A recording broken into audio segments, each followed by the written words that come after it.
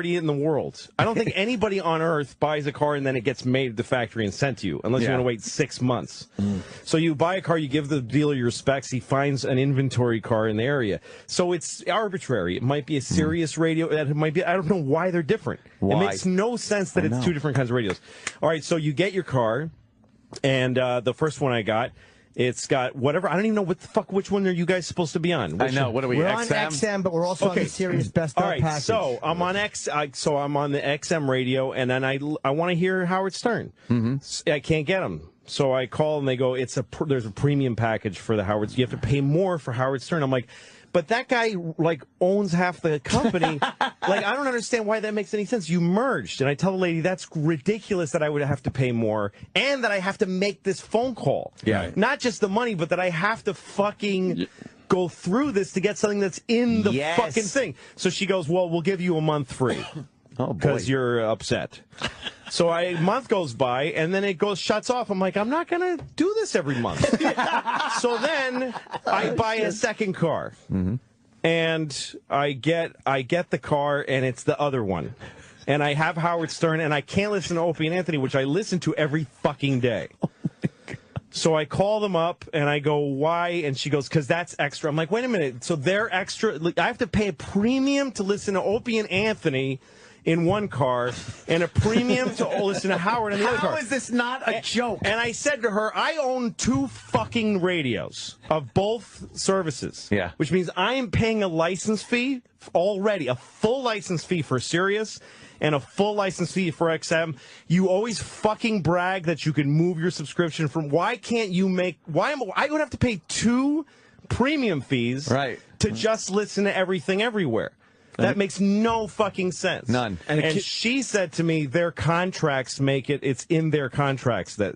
Ours? Yes. No. She said, the person who answers the phone. Fuck her. Said that. She lied. We want to be talking to more people. She said it's in your contract. We're dying to be across the board. We're begging to be across the board. I know, of course. I know that. So many more people. I know that. Yeah. We could double our audience. And by the way, if I pay, so I said to her, so wait a minute, so those guys are getting extra money if I, oh my God. So that would mean that you guys would get paid extra if more people sign up for the premium, which of course isn't true. If they're going to lie about that, I'm going to say this. Everyone that answers the phones at the XM Sirius customer service has molested children. Yeah, you get to say it. You get to just say it. Sure. But here's what we just said about cable and how many ways you can get everything. Yeah. Every media company has to fight to be to make yourself a fucking pain in the ass to use. Is the dumbest fucking thing. Because I don't pay either premium service, and as soon as my contracts run out on both cars, I'm not going to listen to satellite anymore. I'm just not going to listen. This isn't 8 channels on the old Zenith television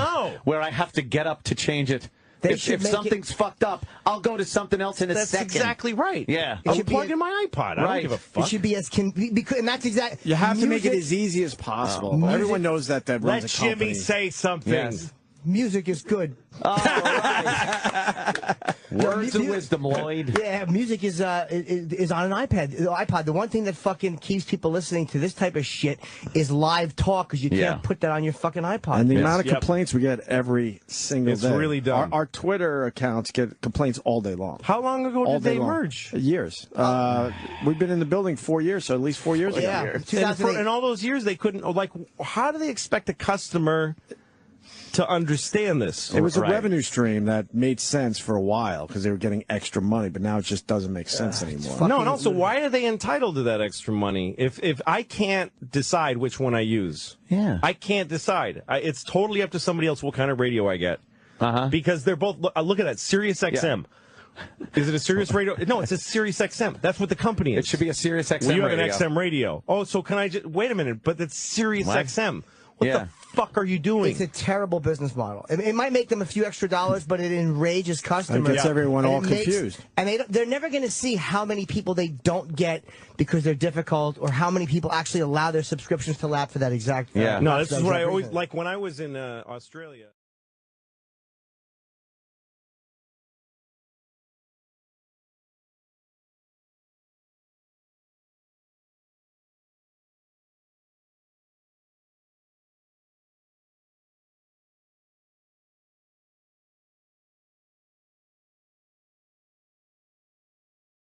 People really are amazing at their defense of something that, first of all, is so new and has proven imperfections in it. Everything but does. They just education. Right. But they really just want to dig in and this is the new great thing. Right. And as a parent, you are seeing something not so good about it. Yeah, and when people get that way, often when you look at their... Like, I don't mix it up online, and I don't go on Twitter and mix it up with folks. Yeah. I'm amazed at people like yourself. Oh, I will fucking... I am the worst. Who will take someone who has 4 followers Yes. and just make them a star. To me, it's a means to an end.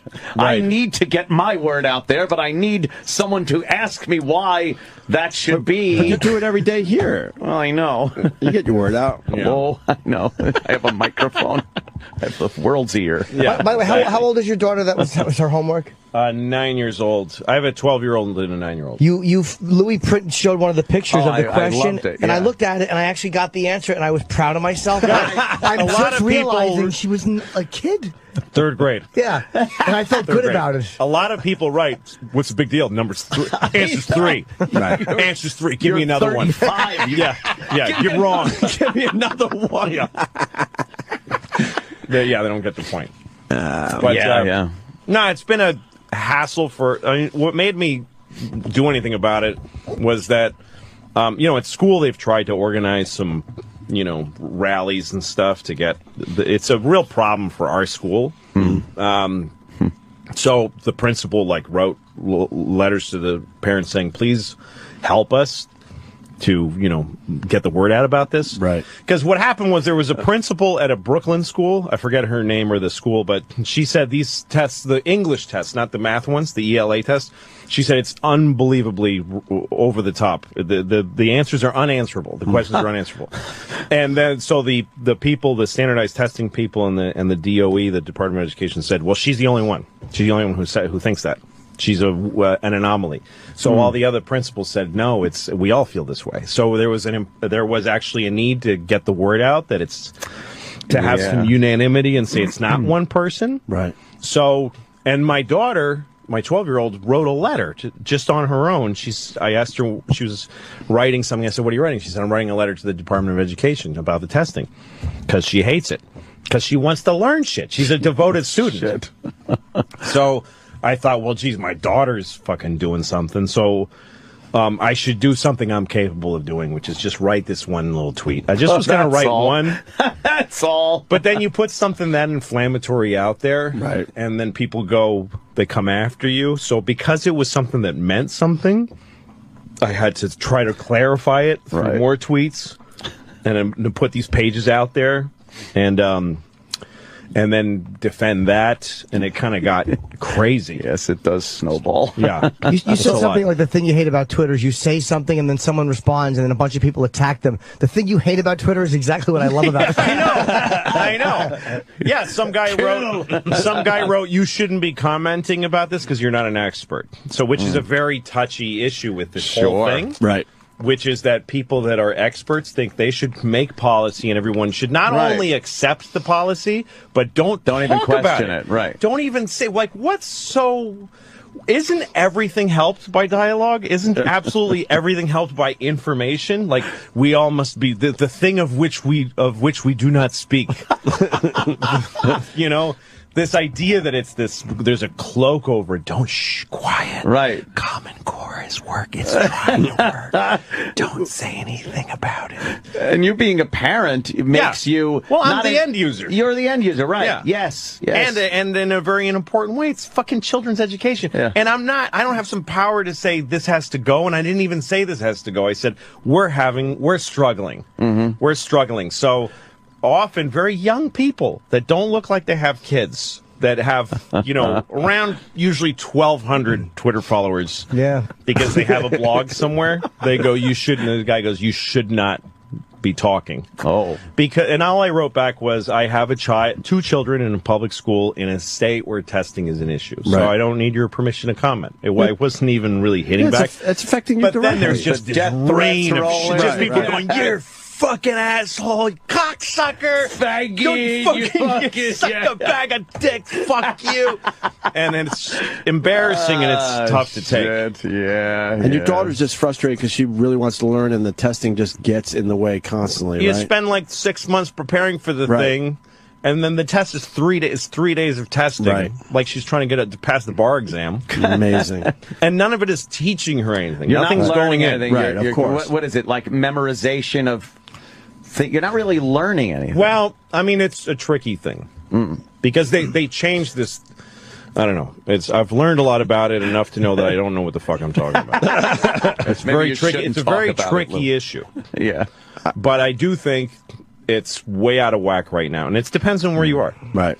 In some states, they roll out Common Core. In other words, they use the tests that use Common Core language, and the importance of the tests, like they start young, so that a new generation of students is being taught this, and then it moves with them and every year behind them.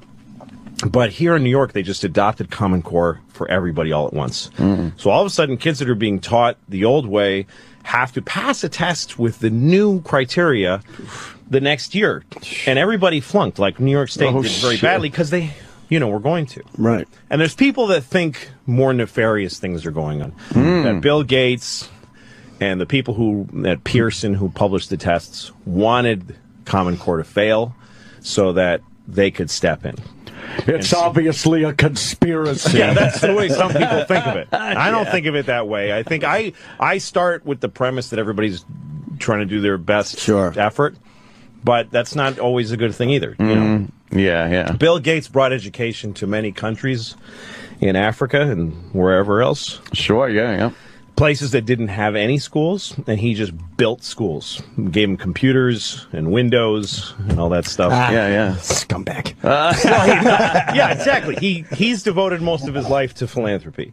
And so he's gone to countries and given education to whole countries that didn't have any schools. That's you're like the first person to give $1 billion to charities. Yeah, like him and Warren Buffett are dollars. both. They have the whole thing about, and it's great. Yeah. But then I think and this is total unsupported conjecture. It's what I've heard people say, is that he wanted to do it here, but there's already the schools. There are schools here.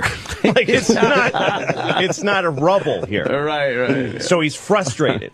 Because in order to affect change in America, you have to go slow and get your hands dirty. You have to, really talk to people that feel like they are entitled to a certain level. So the idea was change standardized testing like all at once to say, here's what you have to know.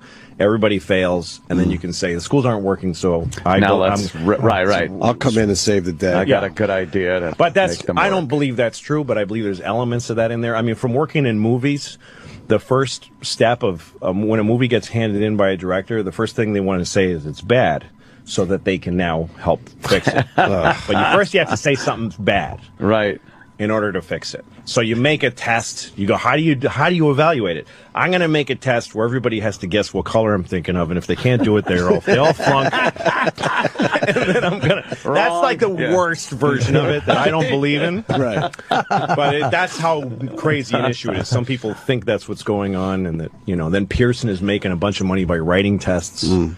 But somebody's always made money writing tests.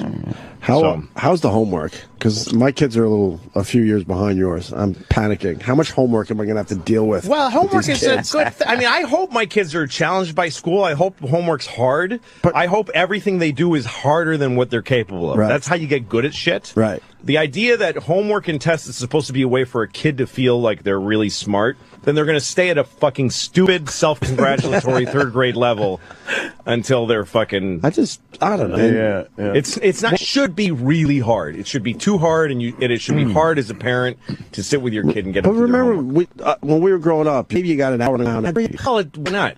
Why doesn't it? Because they should be learning a lot at school. Homework is more important. I'm being selfish because I got, my siblings all have. You just don't want to have to my deal siblings with it. all have older kids, and they call me and they're like, "We're doing their fucking homework every night." Yeah, we're now part-time teachers because we have to work, work them through all this shit. Well, the thing you should be doing, you shouldn't help them figure it out, but you keep the thing you can do for your kid if you're nice is keep them company while they're having to do it. It's hard to sit there by yourself, and after a while, the kid is literally laying on her back, looking at the ceiling and moaning. She can't fucking do it. And when it gets that, and I'm trying to make dinner, and she's doing that, and then when it gets that bad, I go and sit next to her, and just keep going. Come on, and maybe read it out loud with her. And that's how this started, because I'm reading this thing. I'm like, look, honey, you just have to look at don't think of the whole big thing here.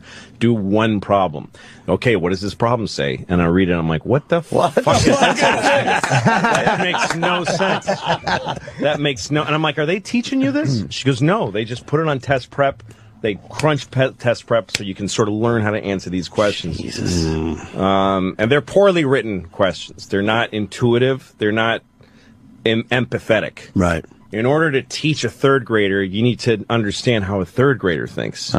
You can't just be some academic somewhere who says this is a very appropriate pattern of thinking for a young mind.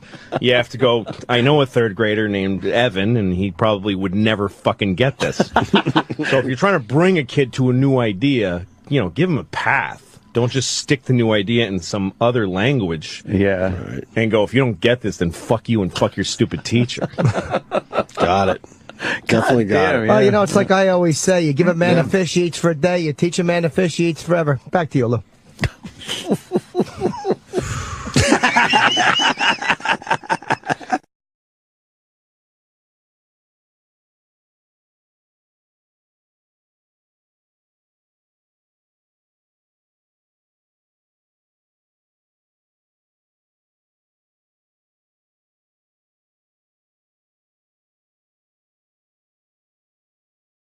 Back like The Sopranos took over a fucking year every time. People take years off, and when you do it, it feels like this thing. But then once it's over, it doesn't feel like anything to anybody. Nobody cares anymore. Right?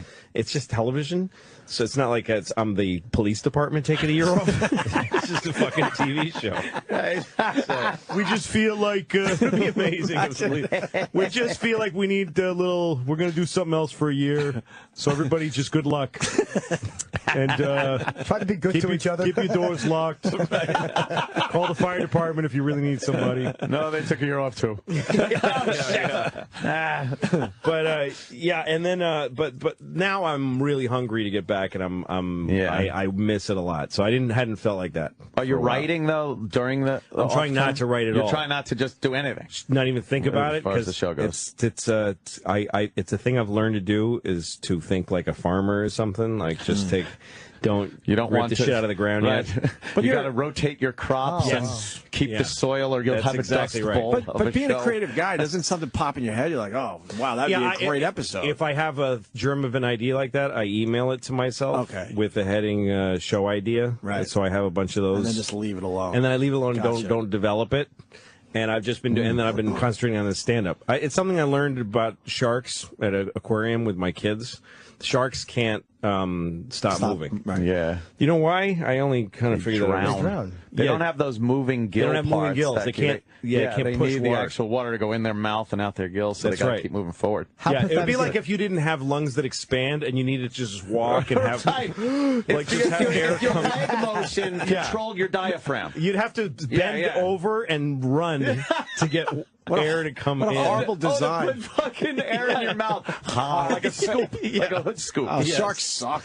So they're really dumbly designed.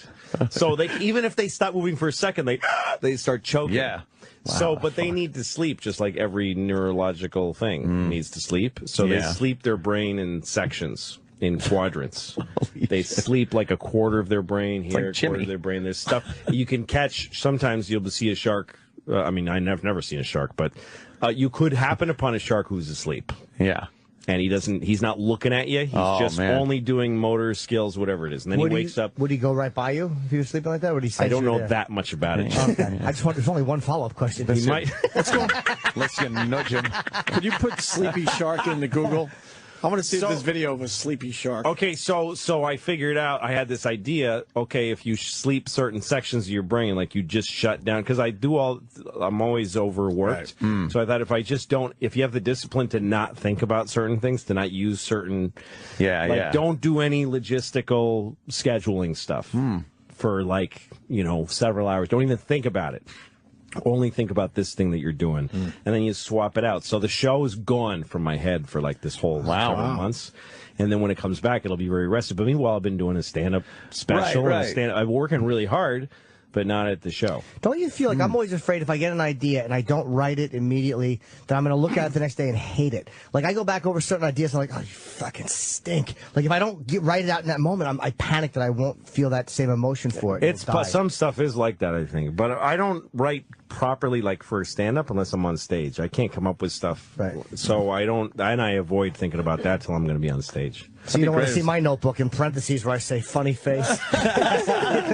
It would be a stroke of luck if some guy coming up with a new show found Louis' email and all these ideas from my show. This show's great, critically acclaimed. That would suck. How are the kids, man? They're great. Yeah? They're great. I took them to school this morning, and they're good. We just had spring break, and we had Easter, and I had all their friends over for Easter. Right. They're still at the edge with coloring the eggs and everything. Huh? Yeah. Yeah, Easter bunny and all that. You like doing all that stuff? Yeah, I don't like special occasions. No? I like daily life. Right. That's more important. You know what I mean? I don't the thing with the gifts and the thing, all that. Christmas is really something, but it's stressful. Huh. But I like the daily life, Yeah, I've had girlfriends that didn't. I don't want to. I don't make everything about Valentine's Day and birthdays, but I'm very generous, and give them a lot of stuff. Just be nice all the time. Yeah. Are the kids annoyed at how famous you're getting? Yeah, because people come up to me when they're with me, and they hate that. They do, and right? now I'm on buses and shit, and that's weird too. They don't mind that; they think that's funny. Right. But yeah. So they roll their eyes a walk lot? up to me. Yesterday, I was in the car with my daughter, and this guy comes up to my window, That's knocks scary. the window, and he's a cop. He's a weird, even more. He's not a uniform cop. Shit! He's got a gun on his belt. He's got his jacket on his arm, so he's an undercover cop with a badge and gun on his belt. Yeah. And detectives also have a dark way about them. Yeah. And he knocks on my window, and I'm like, what the fuck? I don't know what. And I roll that, and he goes, "You're fucking hysterically funny. You're fucking hilarious." And then he looks in the back seat, and goes, "Oh, I'm sorry." But yeah, they get annoyed because nobody has any respect for them if I'm talking to one of my kids, people walk stand between us, and say, "Can I have a picture with you or something?" Yeah. Well, how do you handle that? I say, no. Oh, Jimmy. I used to be apologetically no. You know what? No. Oh, I'm sorry. But now I go, no. Like, why would you ask me? No. I'm way meaner. Fuck, I saw Louis C.K. No. I saw Louis C.K. today. What a fucking dick. Yeah, let him say. That's what I of people go home like that. I decided that's okay with me. I decided that's the worst case scenario. Fucking great. God, that's Met real him fame. once. Damn. He's a dick. Really? Yeah. Why? I asked for his picture and he didn't give it to me.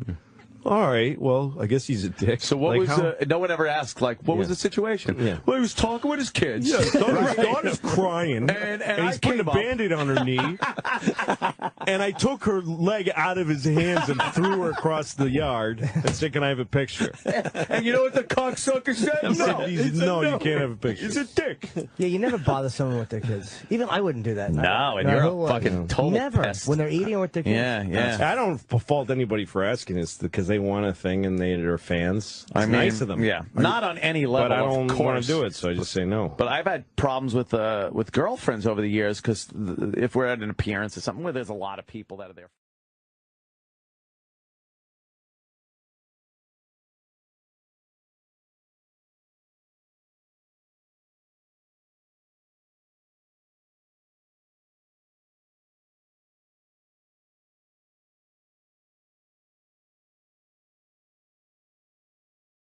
I had a gym membership downtown at a place called the Printing House Gym, and it was fun. How'd that work out for you? It's a nice, quiet gym, like nobody ever went there. Should go to David Barton's. So one day they said it's going to be Equinox, that we're turning into an Equinox in 2 months. And I said, what do I have to do if I don't, because I was moving. I said, do I have to do anything because I don't want to be an Equinox?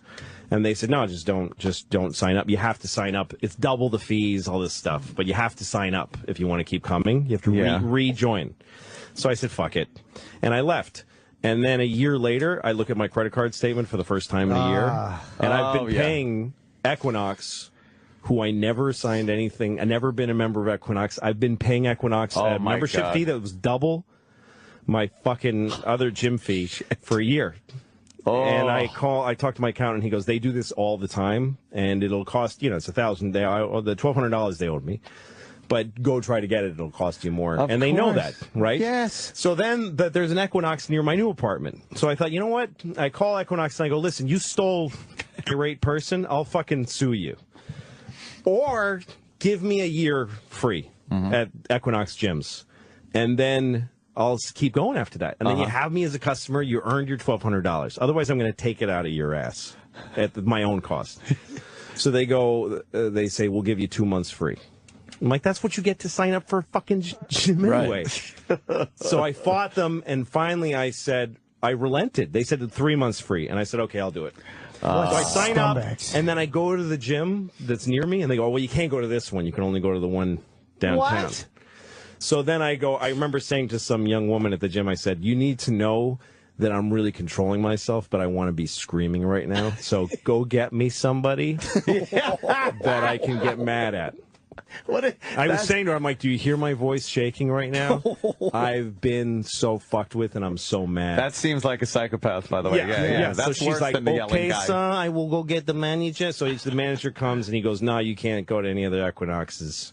So I finally, somehow I get to a CEO of the company after like 2 months. Yeah. And I get a call from a woman saying, I'm customer relations. I get this message. You're going to be very happy with what I'm going to tell you. So I call her up, and she says, we'll give you 6 months free. And I said, I'm not doing it. And she says, well, then I'm authorized to give you back your $1,200. And I said, wait a minute. Here's your choices. Keep the $1,200. Let me go free for a year, and then I'll be a customer for like maybe 10 years. Or you're just going to give me back the $1,200? Like, do you see how you're losing? Does that make any sense? She goes, that's all I'm willing to do. You stupid. Wow. What fucking gave me back the money. Just dumb. That is dumb. Dumb. How do you not attack them on Twitter? I mean, that's over. That's what I was threatening to, but I don't. I love doing that. I feel as weird. That's scary to me. But you know what? You're voicing what a lot of people can't voice. That because everyone, if they're fucking with a guy on your level, this shit company doing this, they fuck with everybody, and they're used to no consequences. They're used to nobody being able to talk to 2 million people and go, these people suck. But man, when their phones start ringing. Then they go, oh, there's a consequence for shitting on people individually. It's a really that's why I get angry. Like, I could fix my XM Sirius problem by talking to somebody here. They gave me one of these things today. I'm not even gonna fucking use it. I got nothing to do with it. It's a year free subscription I just ripped into pieces. Because I should an envelope, and you still have to do something. I shouldn't have this that, number, but I shouldn't need that in order to get good service. They should just say, as a human being in America, I should have better service. They should have just said, what's your ID number, and we'll take care of everything. Yeah. Not give you an envelope with more instructions. No. Why can't you go to different Equinoxes? That's going to annoy me all day. No, I will have nothing to do with them anymore. That's fucking enraging. What a dumb company. Because they probably have something where you pay $20 extra a month, then you could go to more. But I had been fucking stolen from, which they acknowledged because they gave the money back. Right. Which means they acknowledged that was ill-gotten goods. What fucking pricks? But this is how. And I was offering them a solution that, like, go ahead and you stole the money, but why not? But that to me is a better way than I would ever handle it. Like, just to actually just to have the wherewithal to go, you know what, fuck it, I will take 3 months. Let me just work out.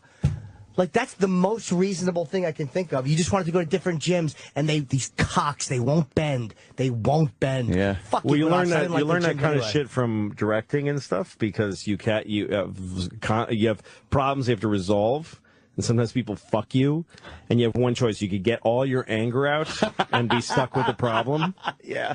Or you calmly say to somebody, this is totally counter to what I'm renovating this house and this guy did something completely wrong. So I tell him none of this is what I wanted. And I hear him get confrontational. It's what you asked for. Hey. I'm certain that's not what I asked for. Yeah. This is what I wanted. Well, I'm not, I don't do that. And I said, let's just tell me how it gets fixed. Forget who pays for it. Just tell me what you would do now as a solution. Right. Yeah. To fix it. Well, I'd have to change this and that and this and that. Okay, what else? And then he tells me the whole thing. And I go, that sounds good. Let's talk later about who's going to pay for it. We don't have to talk about that now. Let's make that happen. You and me will have a talk about what should happen. And then he got off the phone and he had a couple of days and he called me and said, I'll share the cost of the replacement. You know what I mean? Wow, look at when you. you're in a confrontation with somebody, you tell them your side of it and then don't try to fix it right then. You just say, let's go off, you and me. And where were you like when I was destroying every relationship I've ever been in? It's fucking amazing. But that's fucking why you get things done. It's this fucking great way of just handling a problem and not So getting hard to do.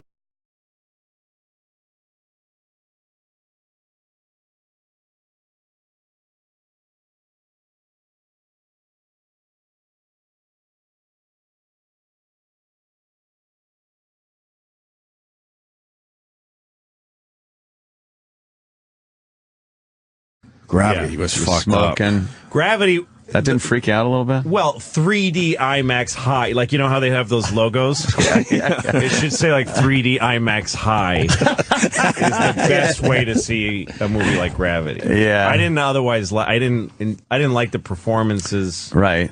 And I didn't know why these are the people...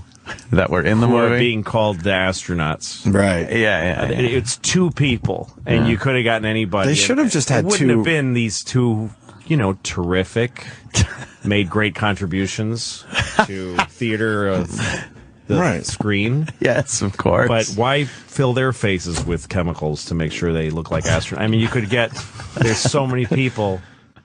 Right. And also the idea that she's like a reluctant astronaut. There's no such thing as like someone's like, oh, I mean, the other thing didn't work out, so I'm an astronaut. Yeah. And so I hate astronaut space. was something to fall back on. Yeah, I'm so stressed out when I'm in space. Like a trade. Yes. This is what would happen if you're like, whatever, she's some scientist. You go to NASA if you got a interview. Yeah. Okay, you be her, okay? All right. And I'm going to ask you about how you feel about the program and sound a little hesitant. Okay. Okay, so how are you excited to try out to be an astronaut? Get the fuck out of here now. Get the fuck out of my office. There's the greatest people alive do this. Right. Everybody wants that gig. And it's their dream from the second they left the womb. Right. All they want to do is go into They space. never gave up on being an astronaut. That's hilarious. Yeah. Yes. If you're obsessed with being an astronaut and you are the best at everything that you do, you're still going to wash out and not get to space. Right. Yeah. And yet this fucking and I get vertigo. No, you don't. Fuck you.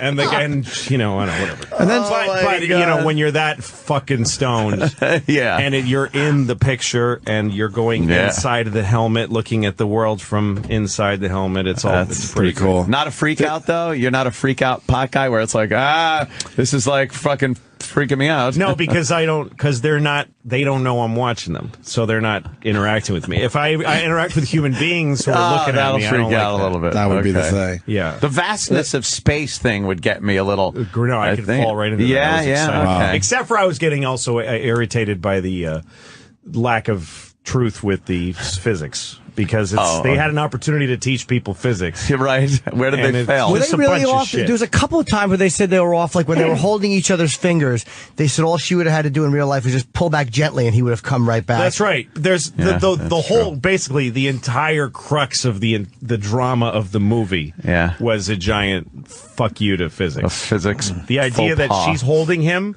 and there's some force pulling him more and more, like an increasing force from what? There's nothing. Centrifugal force, was it? No, I don't think so. Were they spinning? Nope. No, they weren't. They weren't spinning. Yeah. Okay. Well, although if she pulled like a that, teeny bit, he would have come right back. But and also, when she would have gone forward too. When she's spinning, yeah, and she's going, yeah, oh God, close your fucking eyes, close them. You're not feeling it. You're not feeling yourself spin. Close your eyes. Yeah, that's all you would have to do. Because the Earth is doing this. It's all relative. Close your eyes, like the Earth. So 60 seconds. Yeah, she wouldn't even have to be reminded. But even, honey, close your eyes. All right. Okay, good. I'm good. Everything's fine now. I'm good. That's a good point. But I wouldn't have thought of that if I was spinning away into nothingness either. She probably just forgot. She forgot. Yeah, no, she's clumsy and forgetful. Hesitant. She's like Lucy.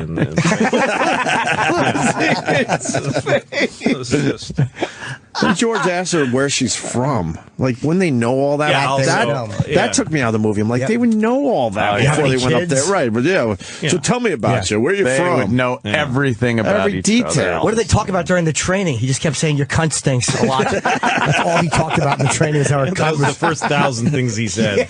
1,001 was where you from. Yeah, where do you have any kids ever fall out of that dump? Yeah, and guess what? If you have like a background that's edgy, like your son died, they want, we're not putting you in space. Right. That's going to come up. That could be a problem. Yeah, it's going to come We're up. going to bum everybody out with that shit. Right. Yeah. Yeah, we don't need you up there all of a sudden waxing fantastic about your kid. No. Worthless. Fucking things up. No, wow, billions of dollars that shit costs up there. They need boring, steel, fucking nerved people. Right. You ever watch some of those guys on camera when they're having the spacewalk? Like they got to replace that giant cooling unit that's the size of a refrigerator.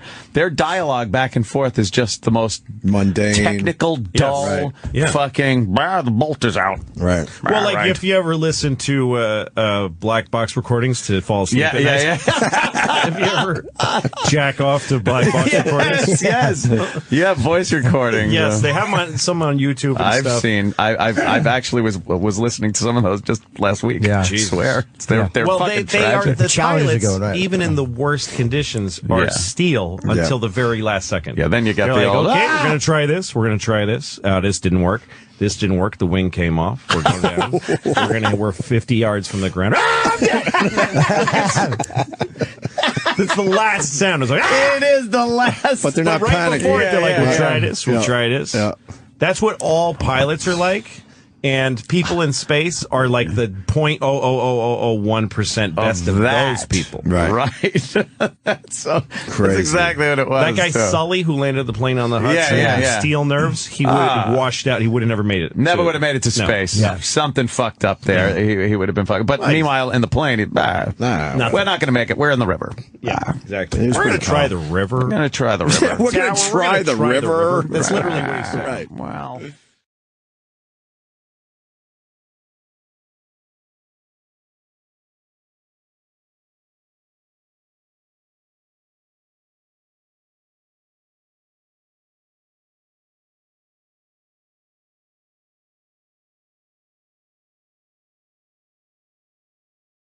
The Subway Superman, old hat, old news. Old news. Front page, now we got two guys that caught a baby from the fourth floor. Fourth floor. Actually, he fell out of the fifth floor, didn't he? And then this kid fell off a fire escape and slipped through and then dangled from the fire escape underneath the one he fell from. That's like movie shit. Oh, wow. Where you fall and grab. You ever see that in a movie and go, there's no way you'd be able to hold on to that. You fall through something and actually grab. This kid grabbed on, but then he lost his grip. But then his little hands couldn't hold on, and he slipped, and two guys were underneath long enough to have a little plan. They're going to let the kid fall on them. Who decides they're going to go for the catch, though? That's one guy decided he was going to go, and he tried to catch him, I guess, on his arms and chest. And the kid bounced off of him, knocked the wind out of him, and flew into the other guy's arm. Oh, wow. So he kind of did so they decided to risk injury, basically. Yeah. Which you do. I would do that, I guess. For a kid. For a kid doing something like that, you think. For a white kid. For a white kid. Jesus. If he's falling out of a building, it's rarely a white kid. Yeah. Hispanic children always falling out of buildings in New York. I don't know what it is. Neglected. It's usually, is that it? Sure. I'm tired of the same food. Plus, how about Clapton's kid? He was a white boy. That's true. Oh, boy, that one. Imagine what floor was he on? That one, like the 80th. The too high for a baby floor. Yeah. Like a baby would have survived from the second floor. I know, the second floor. It doesn't matter. They're not cats. No. Flipped over. Look, you could drop them upside down. Well, here's the story. 2 lifelong friends, now heroes. The 2 men saving little... Same reporter. Another goddamn Shocking. reporter. 2 lifelong friends are heroes. The child saw pornography and ran out the window. Shocked. The 2 men saving little 3-year-old Timothy Addo's life in a way that can only be described as a miracle. Thank God they were there, and they caught their kid. That's just a miracle. Hold on. There's a few other ways to describe it. Miracle. A miracle would be the kid floats down slowly, defying gravity and all other laws of physics. That's a miracle. Bouncing off of 2 men at full speed is not a miracle. Right. Or if the kid fell from the 30th floor, that'd be a miracle. But yeah, he fell there you 4 go. stories. 4 stories. Or if the kid was white, that would have been a miracle. Absolutely. He would have floated down on the inexplicably white child falling from a window with no brown skin at all. Could only be described as a miracle. Hair offering up enough wind resistance to slow his fall. That's right. The sparkle of his blue eyes shimmying in the sunlight. Elo, you have 10 minutes. 10 minutes. Caught their kid. That's just a miracle of 2007. That's all I can say. Somehow, this 3-year-old boy climbing out on his 5th floor fire escape, getting down to the 4th floor, then slipping, and for a minute, desperately dangling high above the ground. 43-year-old Julio Gonzalez sees it and races over to help. I seen people screaming. I looked up. I seen the baby. I ran across the street. And I stood there waiting for the baby to fall to catch him. Our heroes aren't like the movies anymore. No. What happened to our heroes? I'll be there. I'll save you, sir. I shot a child and I ran across the streets. And I caught him with my frijoles hands. You were dangling?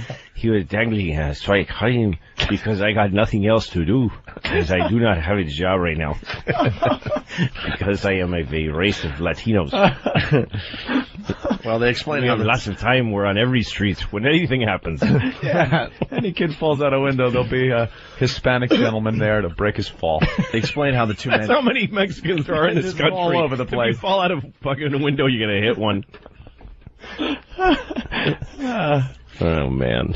Here they explain how the 2 men caught the baby. All right. Julio calls out for his friend Pedro. The first thing I felt was scared. I was scared for that child. Just as Pedro gets underneath the fire escape, little Timothy Addo loses his grip. At that moment, I just was praying. I was just, in my mind, I was praying, dear God, please don't let him hit the floor. I put my hands out, got ready. My brother did the same thing. The baby hit the branch, hit my brother, and bounced off my brother and fell into my lap. So he knocked my brother down and he knocked me down, but we caught him. We didn't let him hit the floor. Amazingly, the 3-year-old boy, unhurt. His mother, overwhelmed. Until he was spiked. I'm grateful. That old gag. How's your little boy? He's great. He's fine. If you could give one happy. I don't remember his name, and I let him fall out of a window. Thank you. But I saw in the news that someone caught him. Fucking neglected cunt. Jesus Christ. He's busy, Lou. Fucking retarded. Fucking never should have had him. Plug up your cunt or fucking watch your kids.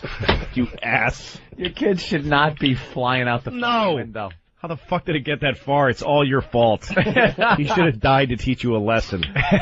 Fucking stupid cunt.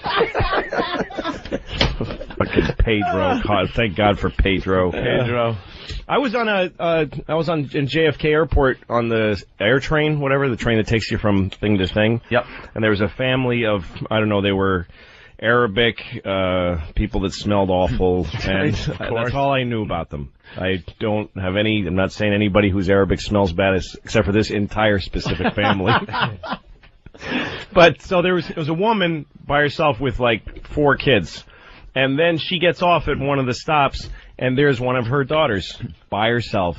Get she the fuck fucking out of here. left her. Forgot one. Kidding. Yep, and the little girl's starting to go, freaking out, having a panicky moment. And I'm like, I got kids, so I can't ignore it. And I'm like, okay, I say out loud to the other New York grown-ups, I think that she left this child, and they all just look away from me. Oh, no. Nobody will fucking acknowledge They're all it. like, it's your problem, pal. Yeah. So I have to get off the next stop with her, with the kid, and the kid's terrified of me. Of course. And I go, come on. You're trying to get her into a bathroom. Yeah, exactly. I'm like, oh, this is so awful because now I have to fuck her mouth. It's like, can't let this go. I'm going to miss my flight because I had to fucking fuck this Arabic kid's mouth. Hold my nose and fuck her face. You're pretty much obligated just in case she accuses you of it anyway. That's it. Because the worst thing would be being innocent and having a kid say, he touched me, and then you go, wait, I didn't fucking touch the kid, because you're fucked anyway. Yeah. To fuck her mouth, hold my nose and fuck her face. I didn't have a choice, Jim. But no, I had to get off at the next stop with the kid, and the mother didn't. I mean, I was there for 40 minutes waiting for this woman, and the kid is panicking, running around. It took that long for this mother to...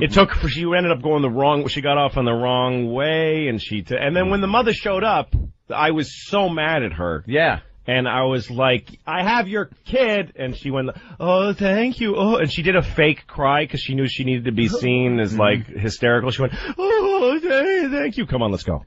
Did you yell it out like you wanted hostage money like that? I have your kid! Call the police! Imagine. Holy shit. Awful. She gets off the train, all she sees is like the back of Louis with his trousers down and her little daughter's feet facing forward. Little skinny brown legs. Little fucking knobby knees. Newborn calf kneecaps, yeah.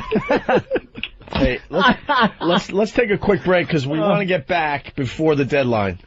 Before the ELO deadline. I had a similar story, though. You want to do it? In California. All right, yeah, real quick. What happens, California. We were by our stable, which was out by a riverbed and pretty off the beaten path. And I hear this girl crying. I'm about 15 years old or so, and I hear this girl crying, and she's about like 8 or 9 years old, walking down this dirt road. And I said, what's the matter? She goes, I'm lost. And I go, okay, I have no idea where she came from. She don't know where she fucking came from. The kid's stupid. So I go, okay, I figured I'd walk her to the main road because, maybe that's where her parents would be. So I walk her to the main road, walk to this gas station where my friends worked, which is on the main road, to kind of ask them, what the fuck do I do? And they start making fun of me like, you get dating a little young now and shit. Fucking friends, of course. Bunch of assholes. So this car comes pulling up and screeches on the brakes. This man gets out and grabs the girl, and I said, is this your daughter? Yeah, and he goes, yes, and looks at me like I had fucked her. Just looks at me like, you motherfucker, Jesus. What are you doing with my kid? Like, has no clue, didn't ask where she was, where she came from, what the fuck the situation was. Wow. Just, it was my fault that she was fucking on the street there. Piece of shit. Prick. That's what all parents that are bad parents do. Yeah. They deflect it. Deflect it. Blame me. Yep.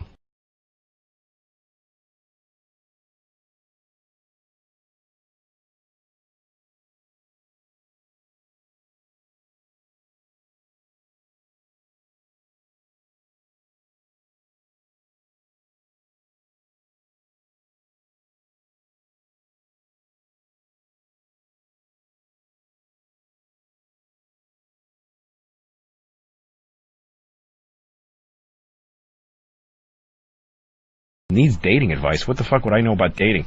Tony from Arkansas. What's up, man? What's up, Louis? Man, I'm 29 years old, pretty good-looking guy. Yeah, says you. Live in a college town. Yes. I fuck these, average skanks whenever I just kind of meet up with them through mutual friends or whatever, but whenever I'm at, the coolest bars and stuff, and there's, 8.5, 9s walking around, ass everywhere, I just can't talk to them. How can I get over the hump? I know you're a shapeless, out of shape faggot, but... Yep, and I never was good at that, but, I don't know, there's something about the fact that you look at the women that you fuck as skanks, and then there's these women that are beyond your reach for you.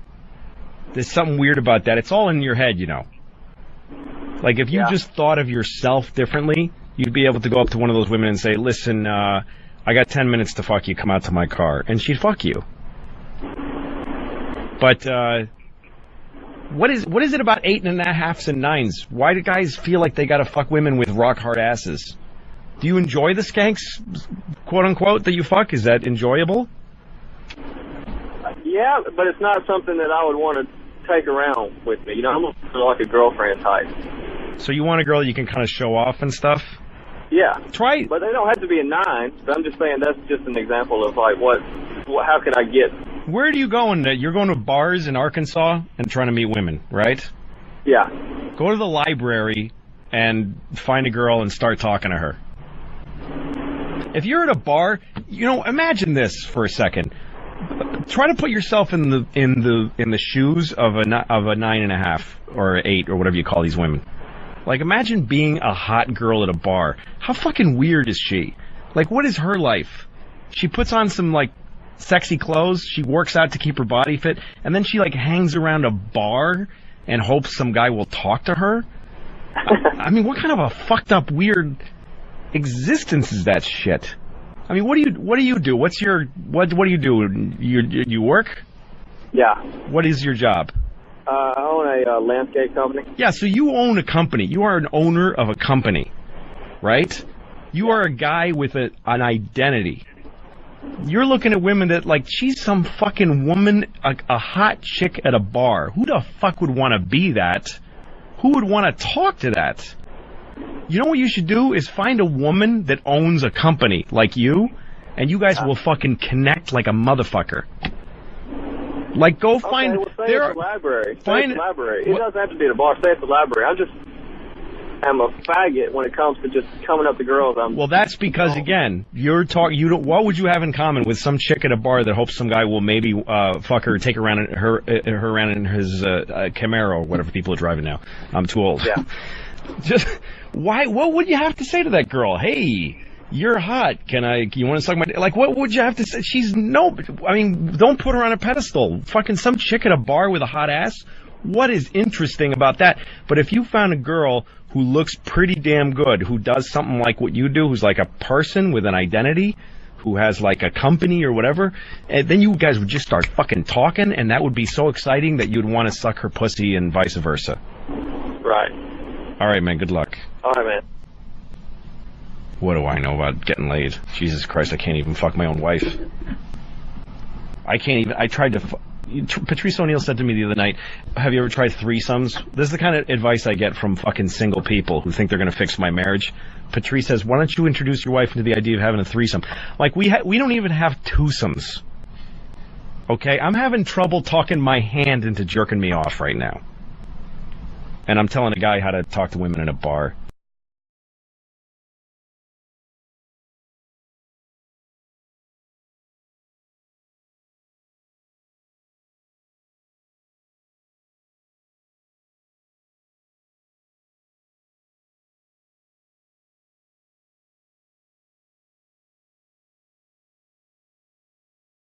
Yeah. No, this is what I always like. When I was in Australia, everybody told me that they watched my show, and I figured they must be getting old versions of it because it doesn't air there. But they were watching the show like the week before because the whole country pirates there. Here, weirdos kind of pirate. There's not that many people that pirate here. Yeah. But in Australia, moms and dads pirate video because we're not letting them buy it because we're keeping it from them. Yeah. We have shows that have been on the air here for like 3 years, and we won't even give them if they're given the option.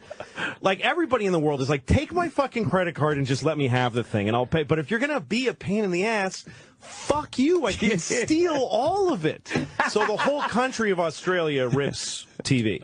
And I learned this. So when I put my Beacon special, one of the big important things to me was that it was globally available right away. And they're happy to buy it, right? So I told FX they should sell my show on my website. And they said that we can't do that because we can't let other countries see it before. Oh, boy. And what they're doing, all those companies and this piece of shit fucking company that we're talking on right now is they're keeping money out. It's a cage. It's keeping money out. It's not keeping it in. Right. They think they're keeping money in, but they're keeping it out. Yeah. By the way, what you just said, that should be a fucking infomercial for SiriusXM. It's fucking enraging how they don't see that. Why would they do it that way? It makes no sense. So you know how long companies are doing business the same way before you decided to put something on your site and do it differently. It's like nobody wants to do anything differently until someone does it, and then everyone goes, "Oh, that's." Imagine having to buy a different TV for Fox News, Fox FX. No, you got to buy a different TV that gets that. And then you got to pay a premium. The way radio and TV got so big was that there was nothing you had to do. Right. You didn't have to Simple. pay for it. You watch. You didn't even know you were paying. You're paying for it by watching advertising. Right. You didn't even realize that you were paying their bills. Your time. That you were doing them a favor by watching the shit. The feeling was that you just click it on, and there's all this amazing shit. Your favorite music. It's amazing. Your favorite stars, great stories, movies that were just out. It was amazing. It's magic.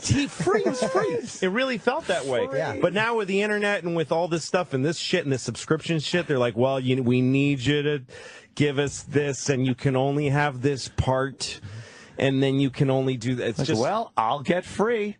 I'm going to go find free. Thank you. And it's absolutely right. They should make it fucking easier. And their thing is, well, from a paid service, you get unlimited content and no commercials. Okay, fine. But still don't make it difficult once you're inside that area. You should be able... I don't have us on my car radio. I am not listening to someone on my car. I don't either. That's amazing. Because my car came with the Sirius radio, so I didn't want to bother with the shit, and I could probably make a couple calls and get a VIP account. I just didn't want to. Who needs it? I just didn't also, want to. I'm a regular person. I'm like, this is not, I don't know. I seriously recommend everybody that can hear my voice shut off the system that is letting you hear it. We hear this shit every fucking day from our listeners. And then the listeners that are hardcore and they understand that they need to pay for the service to keep us alive, they get so frustrated and go, look, I tried, but I'm just going to get it for free somewhere. And it's offset by the people who were paying for the other one. Right. That's the thing that's crazy about it. Once I had two cars, I'm like, wait a minute, but I'm paying to have both. You nailed it, because I have an XM radio in my house, but there's Sirius channels I kind of like now, and I go, oh, that's right, I can't listen to them in the fucking house. Football, what the fuck? Right. You're so right. No. Have everything, and that's how you're a real competition to radio. Just make it fucking easy as possible. That's the first rule of business. No, all companies that do, I had a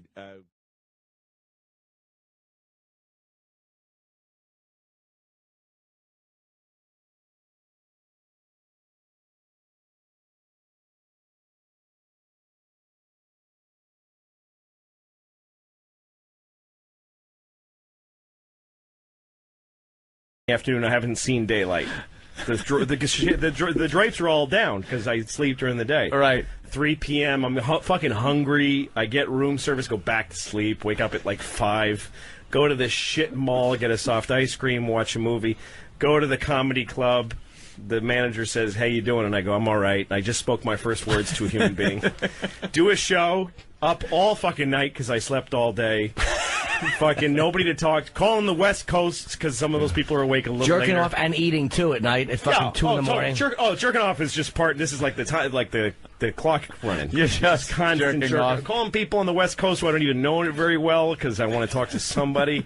Anyway, multiply this by 2 weeks or so on the road. I retreat even more and more from people because I feel disgusting for what I'm jerking off to during the day. And then I go home to my wife, and it's like coming back from Vietnam. I don't relate to my family anymore. You wouldn't understand. I'm Bruce Dern, fucking taking off my clothes and walking into the ocean. I just fucking can't relate to society. Sell the car, anymore. sell the house, sell the kids. Send that letter. Yeah, exactly. That Kurt's letter. Just less and less Colonel able CK. to fucking... Colonel CK. Yeah. Nothing to say to her. Oh, damn. My wife is like fucking a astronaut's wife with a shaky cigarette in her hand. He's fine. We all love him here. Very proud. When was the last time you saw your family?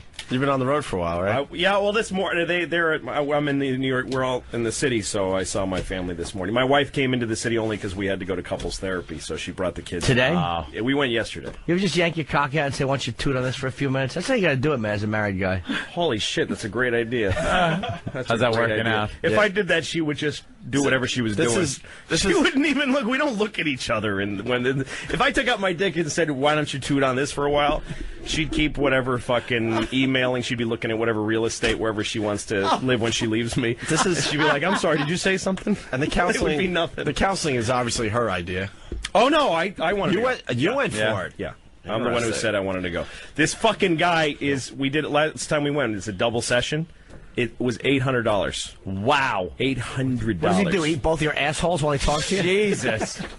That's $800. Wow. How's it? Is it doing anything? Oh, it's great. Everything's great. It's great. Everything's great. Oh, worth every penny. It's fantastic. Great. Yeah. $400 a person?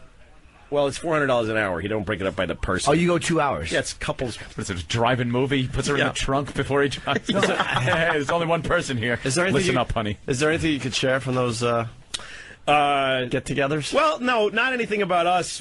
The guy, though, the first day, he's telling us about it. A lot of times they tell you about other couples to give you comparisons. Mm-hmm. And he's like, hey, I know a couple, because I'm on the road a lot and I work a lot. So he's like, it's hard for people with careers. I know a couple. She's a lawyer, and he's a sports writer.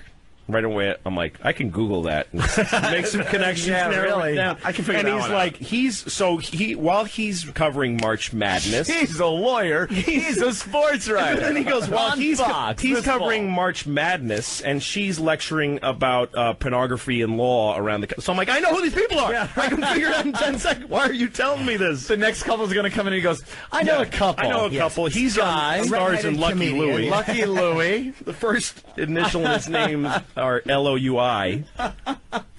Fucking douche. That's got to be something, though. You ever sitting there and listen to, like, a therapist or something and go, like, he doesn't get this at all? Or... No. Well, the thing is, what happens in therapy is you really say the shit. It's only because my wife, I know she doesn't have XM in the car she's in, that I can say that the other day she said, she pointed at my head and said, I hate him. Oh, at the head. Yeah, at my head. Oh, God. So here's the thing. You get in there and you fucking have it out. You say everything. And then you get addicted to that. And you can say, outside of the therapist's office, you can say nothing.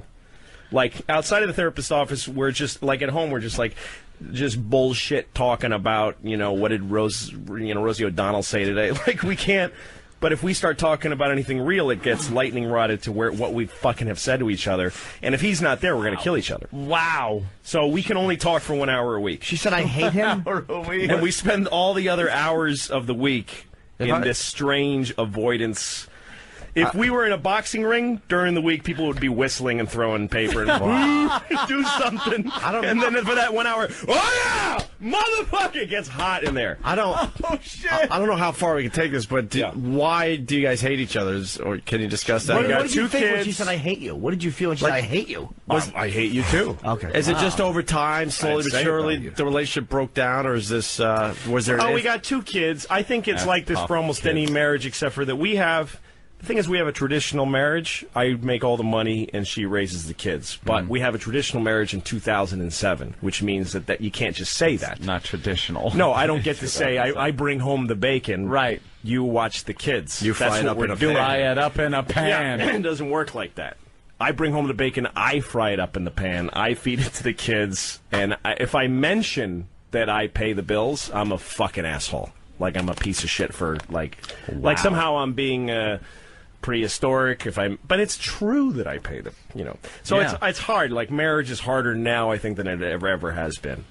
And it's not like this guy, he wrote a book, the guy we're going to, and it's all about how it's hard for marriage now because the women work. My wife doesn't fucking work. So your theory of your book goes out the fucking window. Yeah. It's hard, but mostly it's because when you have kids, it's hard to fuck anymore, and you also care about your kids far more than you care about your spouse. I don't give I mean, my kids are my life now. I really don't give a shit about her. I really don't, because how could I next to my kids? I'm laughing because I'm fucking stunned. It's just like a stunning thing. The honesty. Yeah. The honesty. Well, it's true. If our kids, look, I've got a lot of history with my wife, and there's a lot. It's a complicated relationship, and I feel I feel a lot of push and pull in many directions, and I'm fighting really hard to save it. We're in therapy, and my whole life right now is focused on saving our relationship and getting it back to somewhere good. Right. Oh, but so it's the biggest deal in my life. But if my kids weren't here, I wouldn't even call her to say goodbye. I just walked. I wouldn't leave a note. I would just stop being near so her you're fucking cancerous body. You're saving it for it for the kids then. Totally, 100%. That's why I'm so glad I never had kids. Oh my God! Because the whole thing you're talking about, like I used to get ragged on for not doing things chores around the house. Right. I had these set chores to do. There weren't much, but it was like, why? I'm going out. It's a new career for me doing radio. Yes. I'm really like learning the trade at the time. This was, years ago.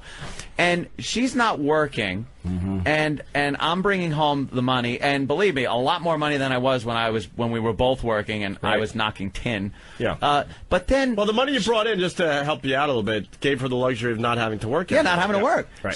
Which is kind of key, I think, to the whole thing. But then there'd be these little chores I would have. Like I'd have to take out the garbage, and it was my job to vacuum. And like if I didn't do it, I would be ragged on. Like I remember my mother fucking yelling at me for not vacuuming. No, and the thing is, to me, if you don't have kids, I don't get any of it. And that was it. If you're married and you don't have children and you have a bad week, get the fuck out. Why the fuck would you save a marriage that's stressful? Right. When you have kids, that's everything. You got to stay together for the kids because you got to be. It's not even that they need to have two parents to be together. It's just that you want to be there for your children because you fucking care about them. But you got to look at it on the other side. Like the thing about having kids too is that spend one day, if you have kids, spend one full day with them where you're like, every time I give my wife a break, I fucking totally realize what she's going through. It's fucking murder. You want to kill everybody in the world when you're alone with kids and you don't have, I have a job. Even when I'm taking care of the kids, I fucking got my computer on my knee and I'm working. Like I'm fucking writing a movie. You're still working. Yeah, I'll call just to make myself feel okay about the fucking trap that children feel like on a given day. I'll call my manager and just say, what's going on? And he'll be like, well, we just booked another O&A date in Camden. Oh, good. Go read a story to my daughter. You know what I mean? Because I'm not sitting in a room reading fucking The Happy Hen and nothing else is going on. I've got a show I just booked in Camden. I'm put on my website. There's people talking about me around the country, buying tickets to my shows, ordering my DVDs on Amazon. That helps me sit in a room and read to my boring little kids. But my wife has fucking nothing except to focus on what a piece of shit I am for dropping cum into her and making people that have ruined her life. That's all she's got. So I actually completely see her side to it. We are, and what we found out in therapy is that we're trapped and that it's neither of our faults. So how? But that doesn't make us go, oh, the only solution is killing the children.